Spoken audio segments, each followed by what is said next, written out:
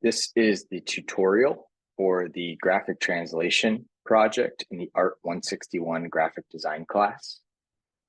So to get started within the graphic translations, after you've completed your sketches, first thing you want to do is open up Adobe Illustrator, and you can go into File and New. Then you can go ahead and select a letter size document. Now, the easiest way to do that is to come up here to these presets and go to Print, select on letter. I'm going to go ahead and change the units of measurement over here to inches.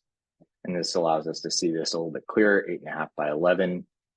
Now, you may go ahead and include multiple artboards for this, somewhere between maybe 10 to 15, depending on how many you're going to need. I'm going to go ahead and do an average of just 12 inside here to get started. And really everything else can be left the same. And the reason we're putting additional artboards is because we're going to include everything we've worked on within this project. So I could go ahead and title this up here as well, ART161 graphic translation.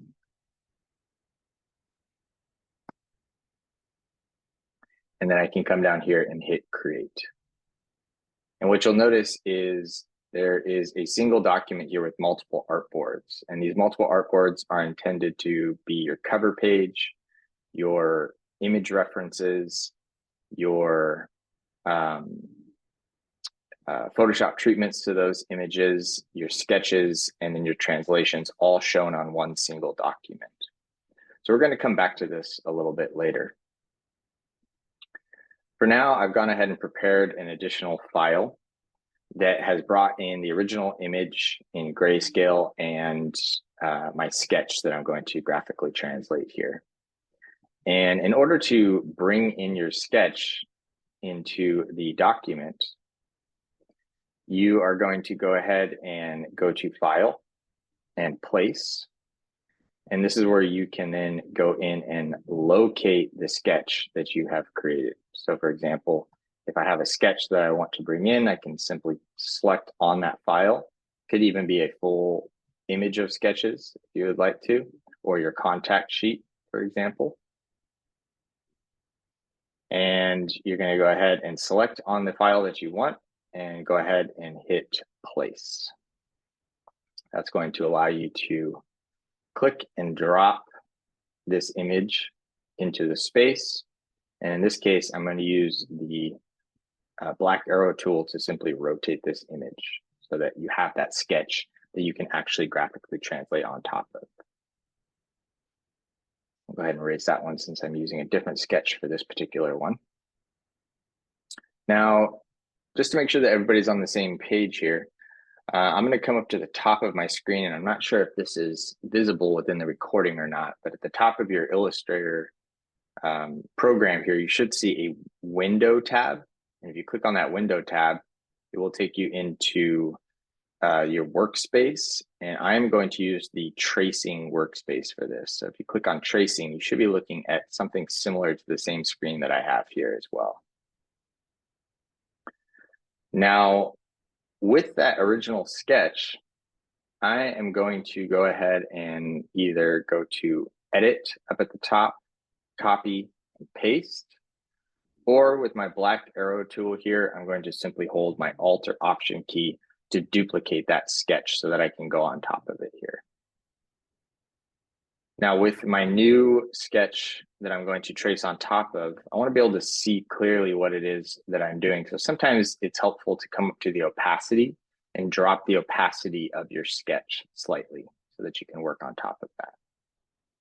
Now I'm using a track tab on the tablet, so I can easily pinch and zoom in and out. But if you want to zoom in and out within your design, you can use your zoom tool here on the left-hand side toolbar, and that will allow you to click in and zoom into something. You can even click and drag that way as well.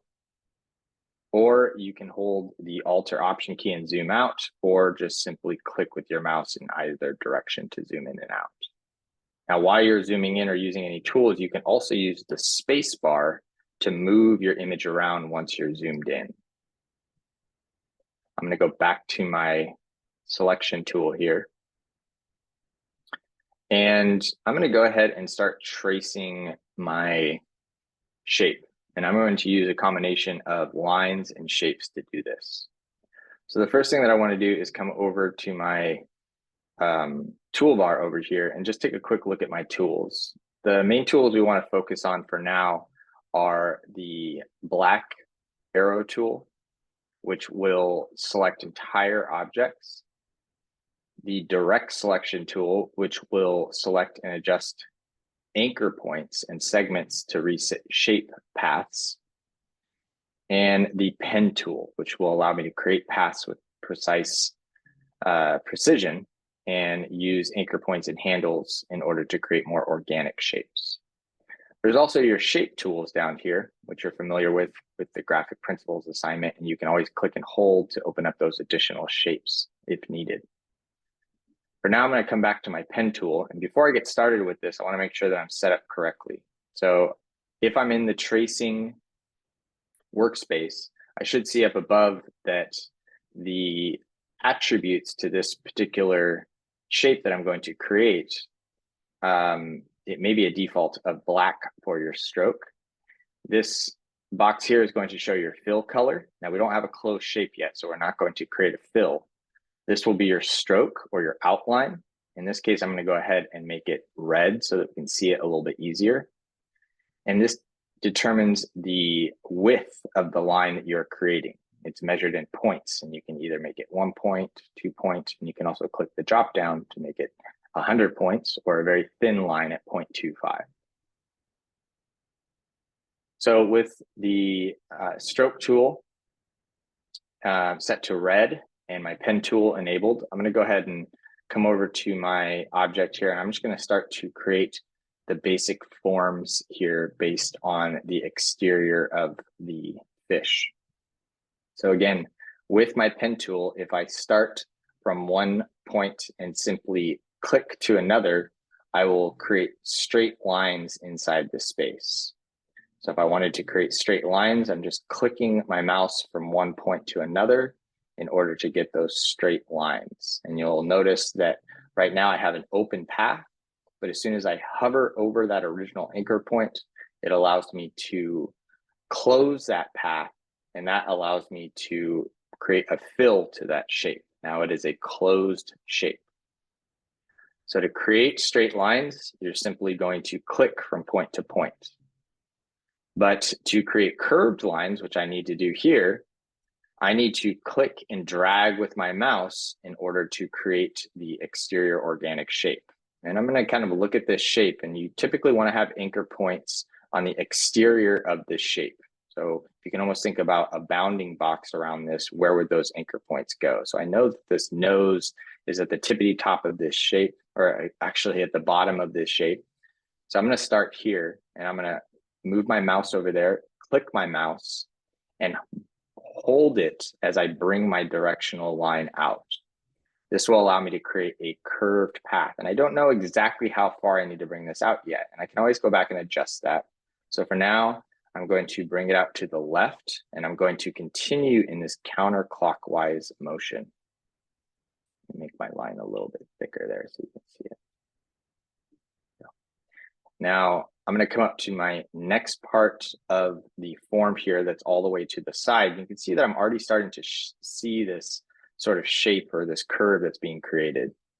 So if I come over here and click and drag again, I'm going to now see my first path. I have 2 anchor points. They both have directional handles.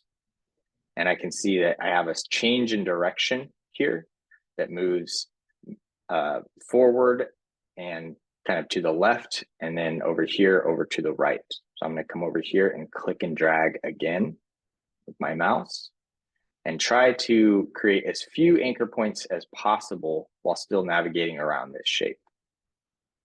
I'm going to come up here and create another point. And I don't have to get it exact the first time around. I can always go back and make adjustments. Continuing around in this counterclockwise motion until I get back down to my original anchor points. And instead of just clicking here, I'm going to again click and drag through to create that smooth point. Now that I have this basic form, I'm going to come over to my white arrow tool. And what my white arrow tool allows me to do is click and drag on my anchor points themselves and move these so that I can get them closer to the original shape that I am trying to portray. Now you can click on the anchor points and move those around. You can also click on the actual directional handles and move the directional handles. And you can click on the path itself and move the path. The the direct selection tool allows you to do all of these things depending on how you need to manipulate this. I'm just kind of coming through and smoothing out these shapes a little bit. Bring this in a little bit over here. Something like that there. That's looking pretty good. Tighten that up a little bit. And that's looking pretty good. This anchor point's bothering me a little bit, so I'm going to go ahead and bring that out and suck in this directional line. So with that white arrow tool, I'm able to get as close to that original shape as possible. Now I'm going to create my fins. So again, going back to the pen tool, let's use a different color for this. I'll use blue for my stroke. Decrease the size of that just a little bit. Here, I'm going to create my fin by clicking and dragging. Whoops. Clicking and dragging. And if you ever make a mistake, you can always use Command Z or Edit Undo. And I'm going to actually come right up to my line segment here. Actually, let me undo that. I'm going to go right into the shape, actually. Come through. I'm still moving in this counterclockwise motion, looking for the change of directions within the fin, kind of creating my zigzags here and moving around to articulate. Let's see if I can make this shape all the way from here. I think it's pretty close. Not bad. I go back in with my direct pen tool and I can make any sort of changes that are needed as well to kind of smooth this out within the space. You can see how these simple adjustments can really make a big change. So I have that overall fin up here. Now for my side fins, I'm going to use the shape tool. Here I'm going to use my ellipse tool and simply create a basic ellipse within the space. And again, with that direct selection tool, I can kind of move these lines within the anchor points that I have existing to kind of recreate that shape here. I may need to move some of my directional lines to get that to be a little bit more accurate. Here I can see that I need to kind of redirect this handle. And same thing with this one over here, kind of redirecting that. I'm actually using a basic shape here to articulate this fin. Stuck in this handle just a little bit because we want a little sharper edge there. Now let's do the same thing over on the right hand side. Drawing an approximate ellipse. And use my black arrow tool to reposition that, maybe even rotate it slightly. And then my white arrow tool to bring in these anchor points.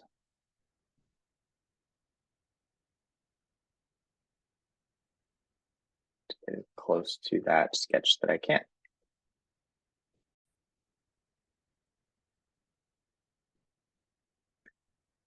Now with these basic shapes, I'm going to go ahead and come back in here. And this is where you can continue to edit the shapes as well. So if I wanted to add some anchor points in here so that the fin is not going in the interior of the body, I could simply come back to my pen tool, hover over this shape, and create an anchor point where it connects with both of the areas of the body. Now you'll notice that if I hover over the other anchor point here on the side, I can actually remove that anchor point. And this allows me to, again, come back in and redirect these handles. Now, I'm actually going to break this handle. Right now, this is a smooth point that allows me to make adjustments and acts as a teeter-totter along that anchor point.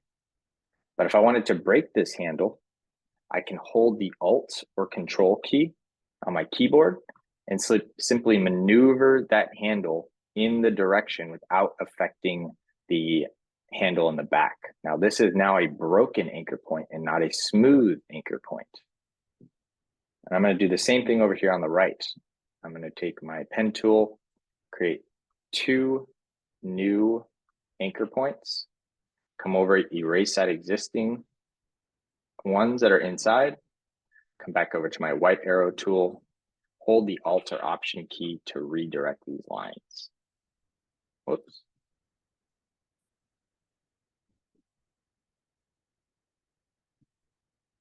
I can do the same thing back here with the fin. For now, I'm just going to kind of move this over to the side so that it kind of intersects with that slightly. And I could even expand this a little bit here, kind of to make that for a better fill. Now, to get my interior shapes inside here, I'm going to go back to my pen tool and I'm going to work from the outside inside and begin to trace over these interior shapes. I'm just clicking and dragging with my mouse to create those smooth anchor points. Let me get it as close as possible here. And again, I'm going to work all the way outside of the body and go up to the very top. Now, what's cool about this is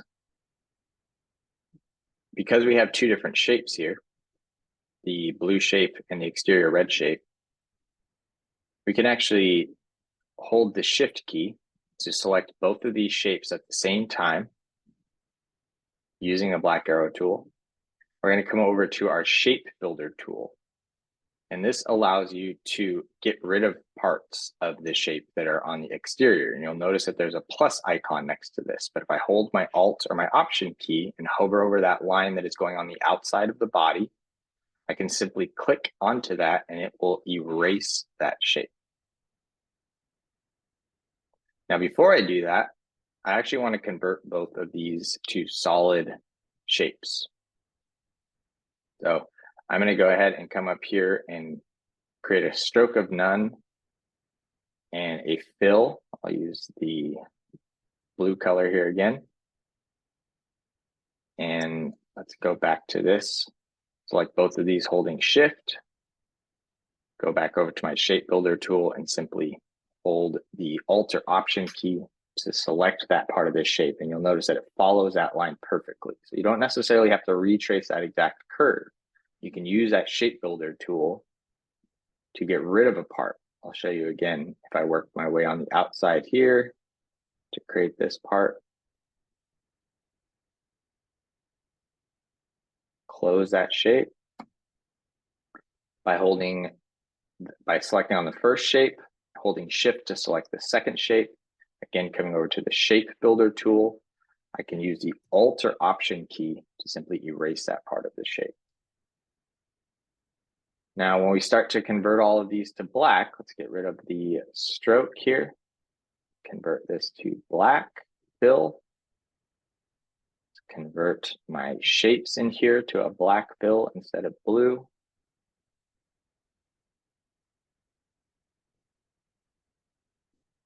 Let's do the same thing to my fins by holding the Shift key, creating no stroke and a black fill. Or excuse me, a filled black. And then same thing with my stroked exterior shape. This I want to keep as a stroke, but I want to convert that to black as well. And now you'll notice that it starts to look like one single shape within that translation. And of course, I'd finish out the other shapes inside there as well. So this is one way to go about this translation. Another way that we discussed was the idea of creating an outline to that shape and then extracting parts using the figure ground and closure relationship. So here I have the original image of the owl, the sketch of that owl, which has open areas within it. Now, again, duplicating that and lowering the opacity allows me to trace the entire silhouette. I actually went through and have already outlined the majority of this shape here. If I wanted to finish off this line, I could simply come over after I've selected that path to my pen tool. And you'll notice that if I have an open path here, it creates this little forward slash for me. I can click and hold on that to extend my anchor point outwards, come back over to that original anchor point that started the tracing, click and drag through to close off that shape.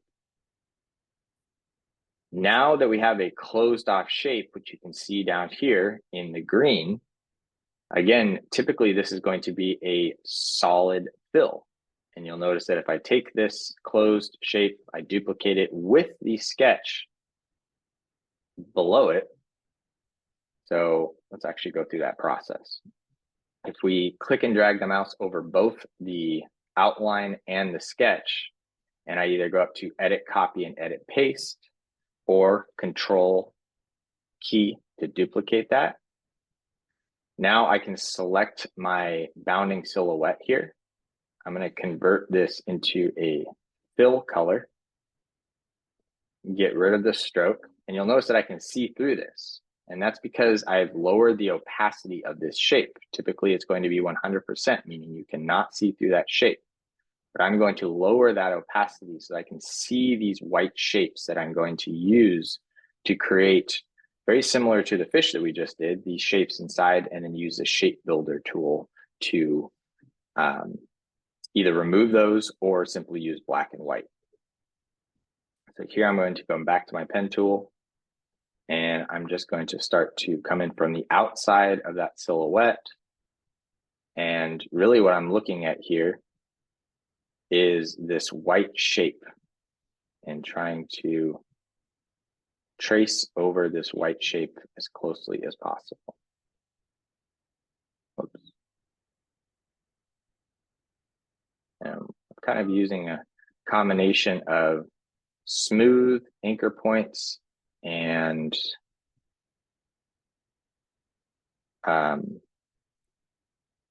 corner points to get as close to this as possible. And of course, you can always go back and make adjustments with your white arrow tool. But for this first go around, I'm just trying to get this as close as possible to that shape.